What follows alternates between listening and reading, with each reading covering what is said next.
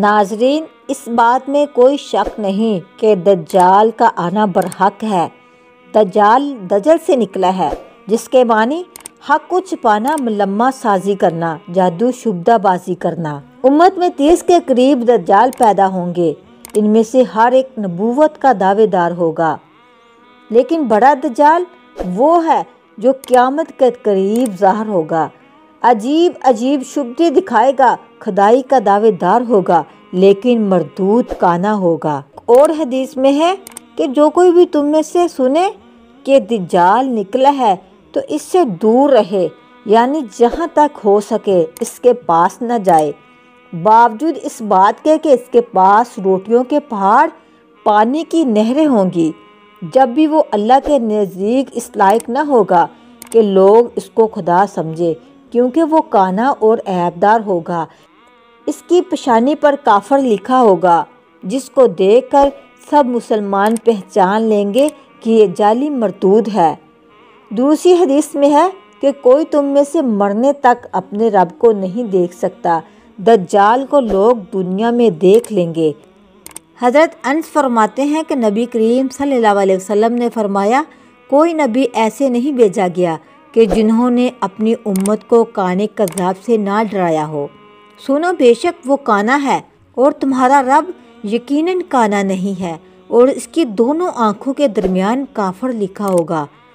ایک اور حدیث حضرت عبداللہ ابن عمر رضی اللہ تعالی عنہ نبی کریم صلی اللہ علیہ وسلم سے روایت کرتے ہیں، آپ صلی اللہ علیہ وسلم نے فرمایا، دجال دائیں آنکھ سے کانا ہوگا اور اس کی آنکھ ایسے ہوگی گویا کہ پچکا ہوا انگور، یعنی پھولا ہوا انگور۔ اس حدیث سے یہ بات ثابت ہوئی کہ اس کی دونوں آنکھیں خراب ہوگی۔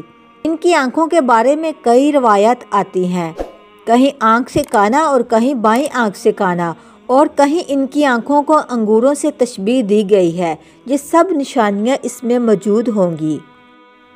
صحیح بخاری کے ایک اور حدیث، نبی کریم صلی اللہ علیہ وسلم نے فرمایا، دجال آئے گا اور مدینہ کے ایک کنارے پر قیام کرے گا، پھر مدینہ 3 مرتبہ کانپے گا، اور اس کے نتیجے میں ہر کافر اور منافق نکل کر اس کی طرف چلا جائے گا۔ اور مزید فرمایا، مدینہ والوں پر دجال کا رعب نہیں پڑے گا۔ اس دن مدینہ کے 7 دروازے ہوں گے، ہر دروازے پر 2 فرشتے پہرا دیتے ہوں گے۔ ایک روایت میں ہے کہ دجال دور سے آپ صلی اللہ علیہ وسلم کا روضہ مبارک دیکھ لے گا۔ دجال کا حلیہ کیسا ہوگا؟ بعض مفسرین نے فرمایا کہ اس کی دونوں آنکھیں عیب دار ہوگی، بائیں آنکھ بے نور ہوگی، بجھی ہوئی، اور دائیں آنکھ انگور کی طرح پھولی ہوئی ہوگی۔ حضرت حذیفہ رضی اللہ تعالی عنہ سے روایت ہے کہ رسول اللہ صلی اللہ علیہ وسلم نے فرمایا، دجال بائیں آنکھ سے کانا ہوگا، گنے اور بکھرے بالوں والا ہوگا، اس کے ساتھ جنت اور آگ ہوگی، اس کی آگ در حقیقت جنت ہوگی اور اس کی جنت در حقیقت آگ ہوگی۔